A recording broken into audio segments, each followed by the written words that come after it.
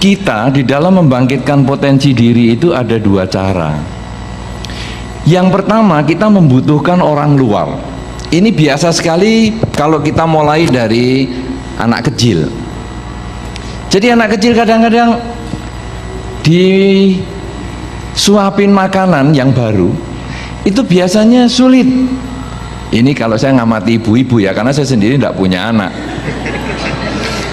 Jadi mereka ditawari makan, ayo ini makan. Wah, dia mulutnya ditutup terus. Ini enak, enak tenan.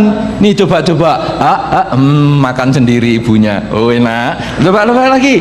Nggak mau, ini loh enak, makan lagi. Wah, ibunya sudah habis setengah piring, baru anaknya mau sedikit. Oh ya enak.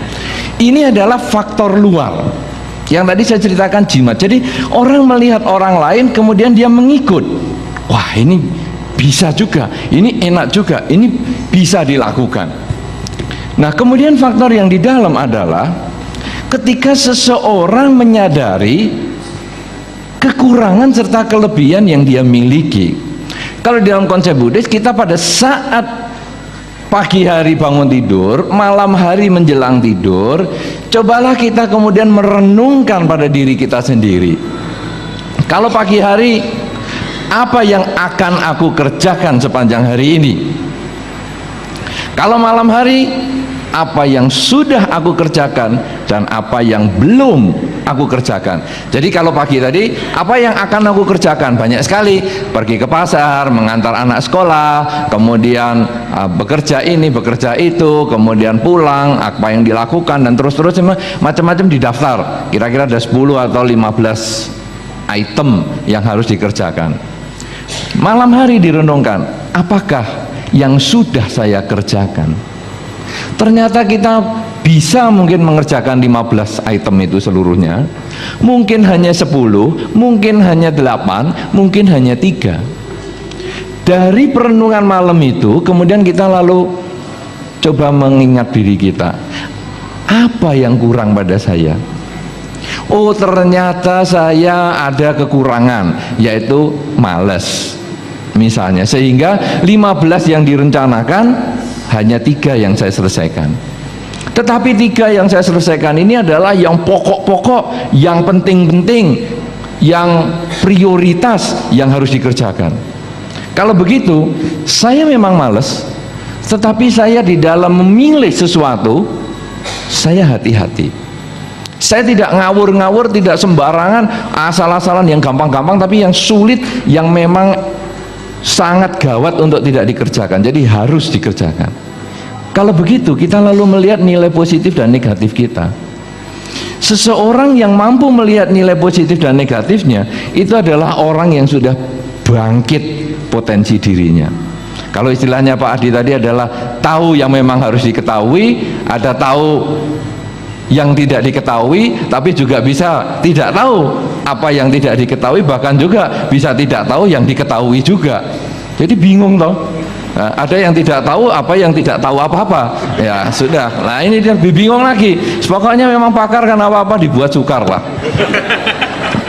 Nah, saudara-saudara, tetapi kalau kita bisa memahami kekurangan dan kelebihan kita, maka pembangunan potensi diri, pembangkitan potensi diri, nanti masih kita akan bahas sedikit caranya, itu bisa bangkit. Karena dasar pertama adalah selain dorongan dari luar seperti yang tadi, jadi memotivasi orang lain, memotivasi orang tua kita, lingkungan kita, keluarga kita dan seterusnya, tetapi juga kita harus memotivasi diri kita sendiri. Karena kalau kita tidak mampu memotivasi diri kita sendiri, kita menjadi orang yang tergantung pada orang lain. Padahal hidup kita kadang kita harus sendirian. Ketika kita tadi istilahnya memasuki hutan, menaiki gunung, menyeberangi sungai, kadang kita harus sendirian. Sungai kesulitan hidup, rimba problem, gunung kesakitan, penderitaan, itu kita harus sendirian. Kita tidak mungkin sakit mengajak orang tua, aduh Pak aku sakit Pak, temen nih Pak aku sakit ini, aku mau disuntik, kamu aja yang disuntik ya, aduh temen nih. Tidak mungkin, kita harus hadapi sendiri. Ketika kita menghadapi kesulitan ekonomi, kadang kita ngajak orang malah baru ditelepon aja orangnya sudah tutup telepon, daripada nanti diutangi katanya. Loh. Kita sulit menghadapi itu. Kemudian kita menyeberangi kesulitan rumah tangga, itu kadang kita juga sendirian karena kita tidak bisa meminta tolong pada orang lain. Nah, kalau kita mengerti kelebihan kita, kita mengerti kekurangan kita, maka nanti kelebihan kita bangkitkan, kekurangan kita mulai perbaiki. Sehingga kemalasan tadi itu bagian dari kekurangan kita. Kita mulai kikis baik-baik, kita latihan dengan disiplin, kita belajar punya komitmen bahwa kalau saya mengerjakan 15 item setiap hari, saya harus kerjakan, saya harus berusaha. Jadi kita mulai membangkitkan potensi diri kita sendiri. Kemudian kita melihat kelebihan kita bahwa wah, ini saya sudah memilih yang prioritas.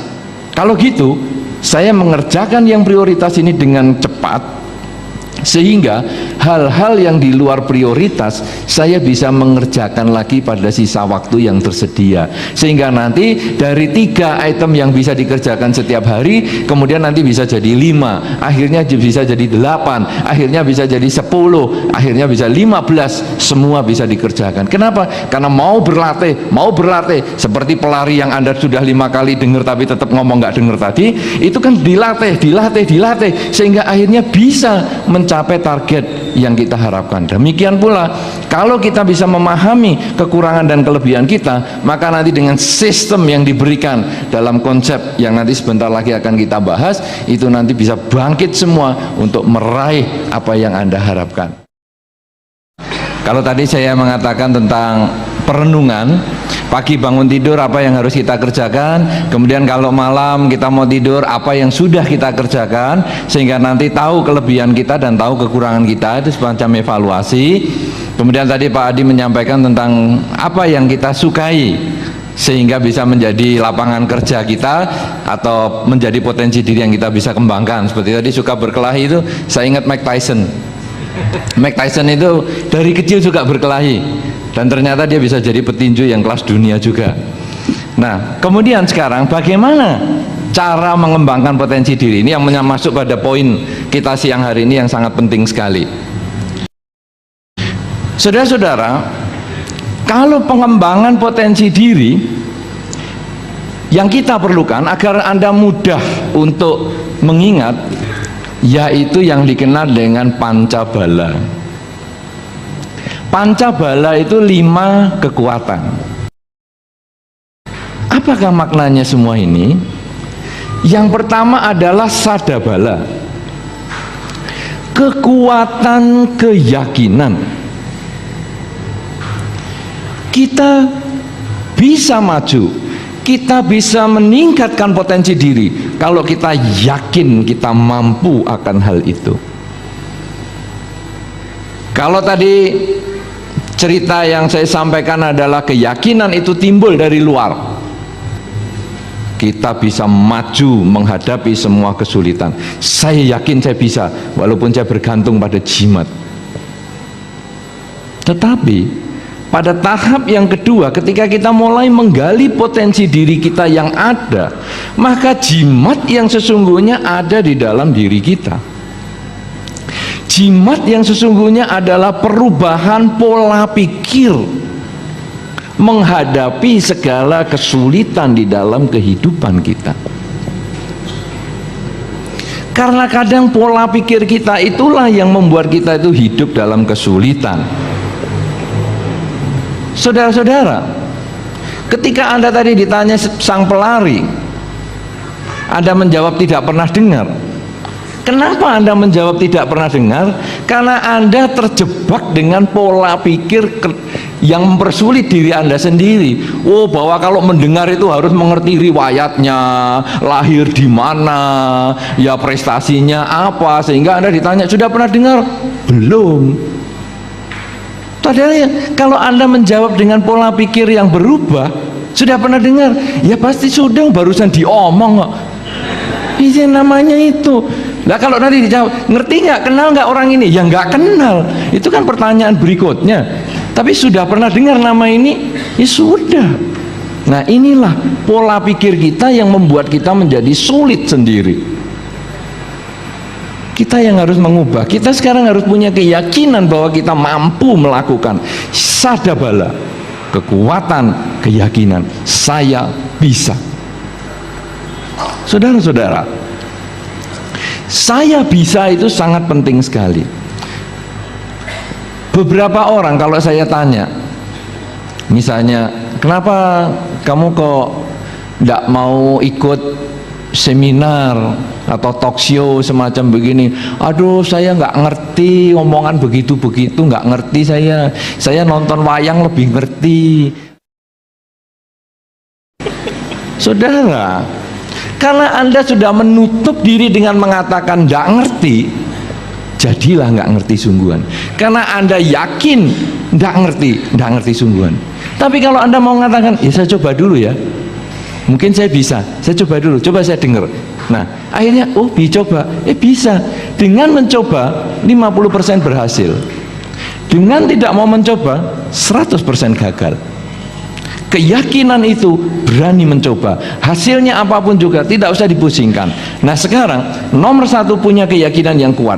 Entah dorongan dari luar, entah kita percaya potensi diri kita, kita mulai bangkit. Misalnya tadi yang dikatakan Pak Adi, misalnya seneng ngomong. Nah, seneng ngomong itu bisa jadi pembicara, betul.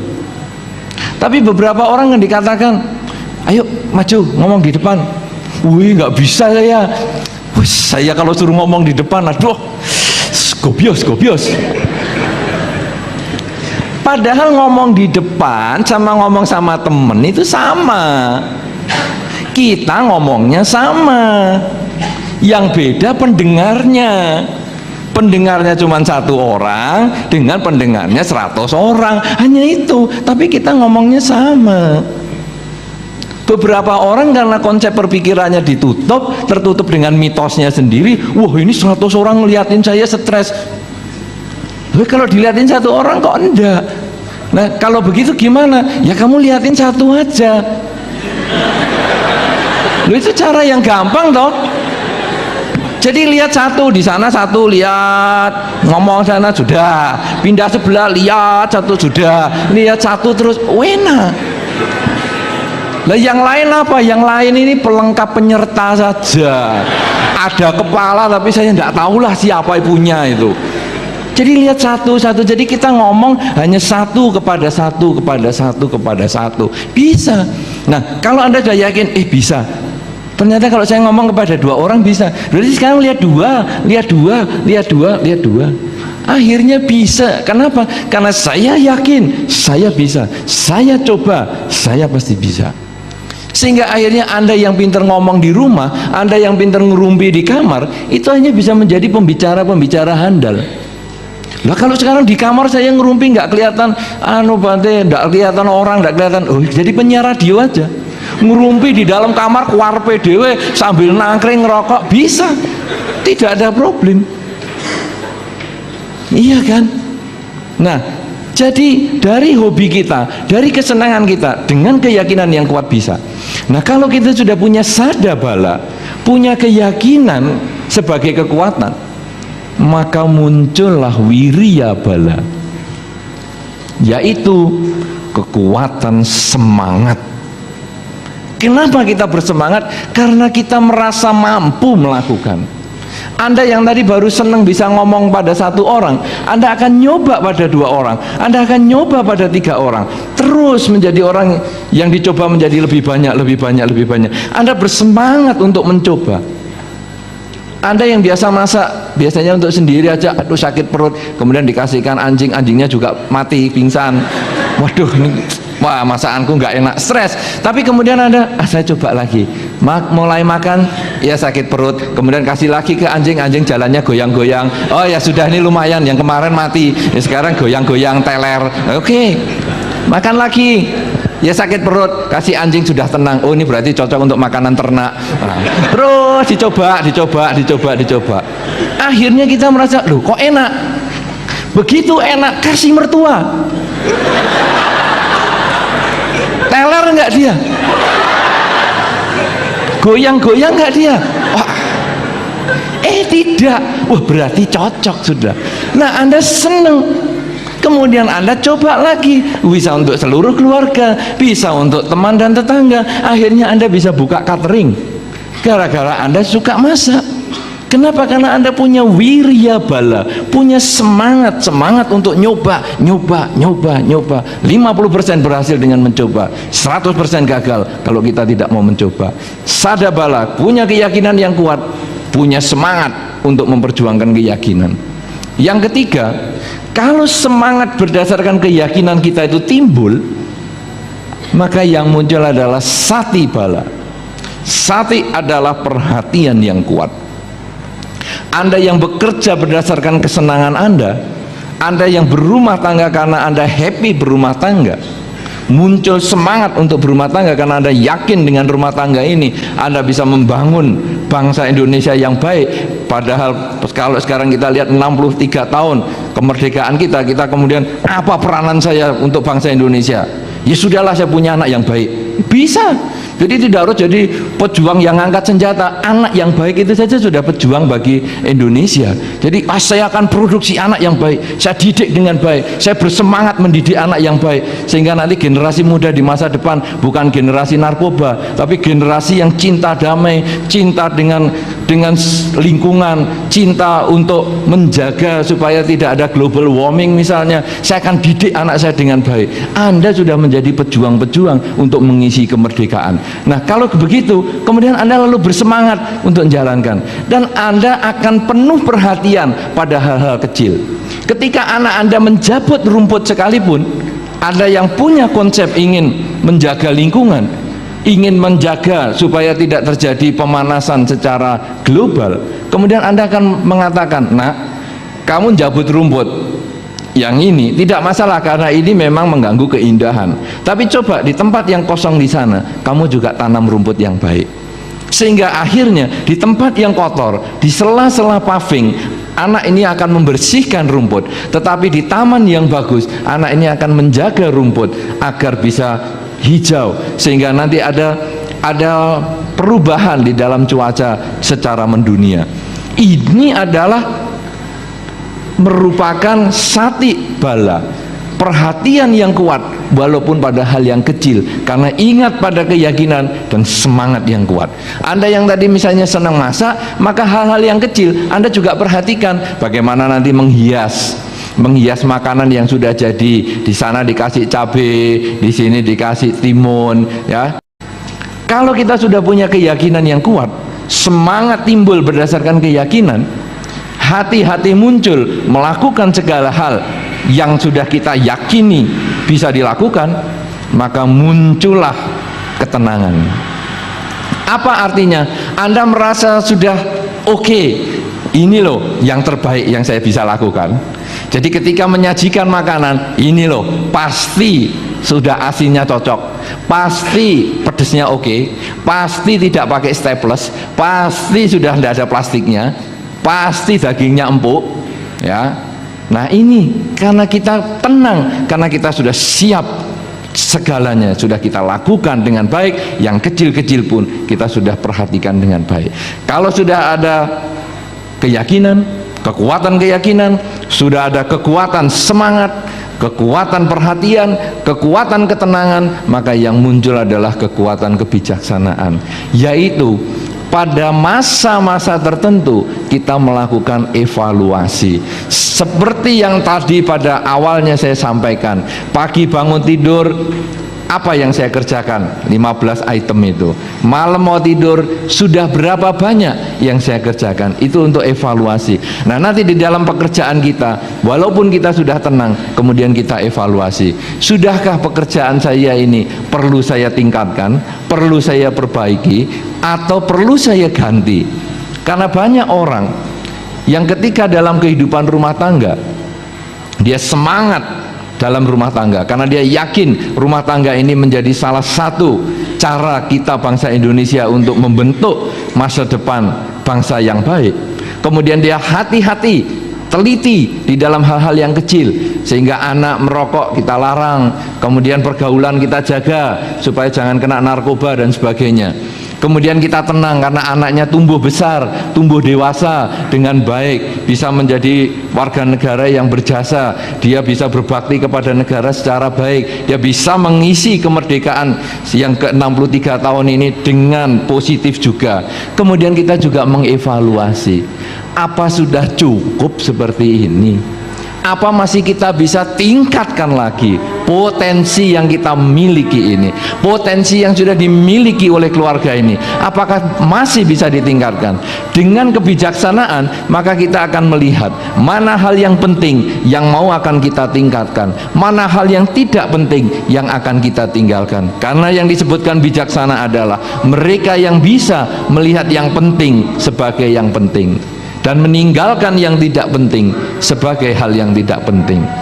Kalau kita bisa melakukan 5 hal ini, yang merupakan salah satu dari upaya meningkatkan potensi diri, maka kualitas diri kita masing-masing, kualitas keluarga kita masing-masing, kualitas bangsa ini, kualitas negara ini, kualitas penduduk dunia ini akan mulai bisa kita tingkatkan.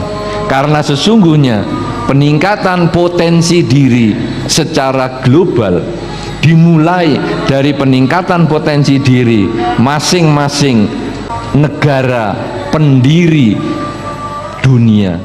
Kalau negara-negara ini mau ditingkatkan potensi dirinya, dimulai dari masyarakat, kelompok-kelompok masyarakat pembentuk negara tersebut. Kelompok masyarakat pembentuk negara itu bisa ditingkatkan potensi dirinya apabila keluarga-keluarga pembentuk masyarakat itu bisa ditingkatkan potensi dirinya. Dan keluarga yang bisa ditingkatkan potensi dirinya adalah kalau anggota keluarganya masing-masing mau meningkatkan potensi diri. Siapa anggota keluarga yang harus ditingkatkan potensi diri? Adalah kita semua.